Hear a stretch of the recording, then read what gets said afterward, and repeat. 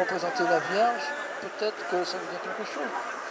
Je ne peux pas, j'en sais rien, je ne peux pas me mettre à la place de Caravage, mais je veux dire, symboliquement, c'est osé que de faire une chose comme ça. Et d'ailleurs, ça va lui jouer le mauvais tour.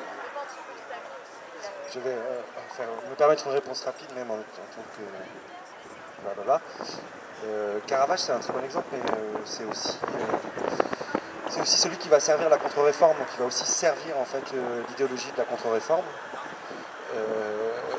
C'est très important en fait, parce que c'est la réponse de l'Église catholique à la réforme protestante, et le fait que la Vierge puisse avoir les pieds sales va être utilisé par l'Église catholique pour prouver que le catholicisme est ancré dans le corps et dans la réalité de l'être humain, alors que le protestantisme, enfin la réforme, est en train de s'en détacher.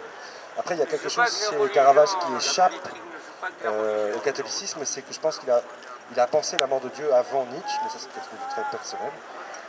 Et ça, on le voit dans la crédulité de saint Thomas. Enfin, c'est un tableau qui, pour moi, pense ça. Mais ça, c'est juste une...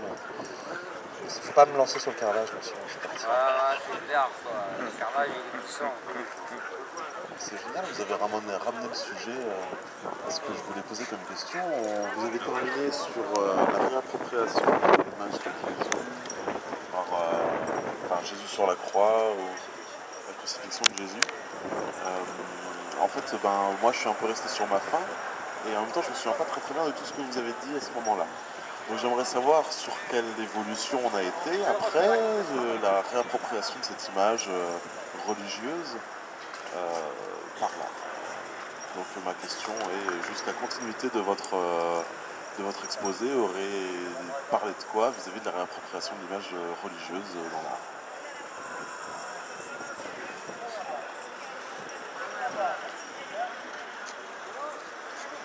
Qu'est-ce que je peux vous raconter là?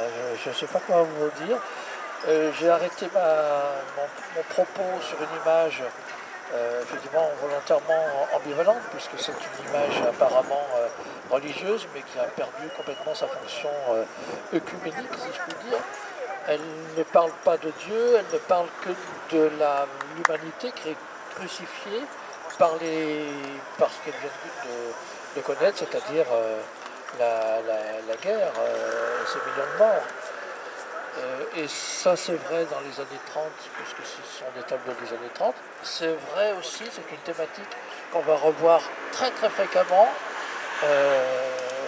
après la Deuxième Guerre mondiale, où les artistes vont réutiliser le thème de la crucifixion, qui est un thème majeur dans l'histoire de l'art.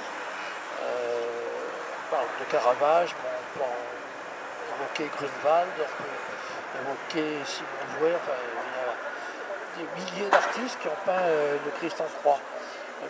Et des artistes contemporains, enfin disons contemporains, modernes, disons plutôt, après la Deuxième Guerre mondiale, ils vont réutiliser ce thème. Ça pose une vraie question. Pourquoi utiliser ce thème alors que effectivement la société est plutôt en passe de devenir de moins en moins chrétienne, de moins en moins catholique pour ce qui concerne la France. Alors je vais me permettre de prendre la parole parce qu'on a une information que je n'avais pas, mais qui poursuit très bien, parce qu'après la crucifixion, il y a la sépulture. Et après la sépulture, il peut y avoir la profanation. Non, en fait, parce que Hélène avait préparé un exposé, je ne savais pas, enfin je le savais, mais je n'étais pas sûr qu'elle l'avait fait, qu'on devait faire ce soir, qui était la suite de la conversation de lundi dernier sur la question de la profanation. Donc est-ce que vous souhaitez qu'on continue ce débat-là, ou est-ce que vous souhaitez qu'on fasse un deuxième exposé? Donc c'est une question... On n'y voit rien.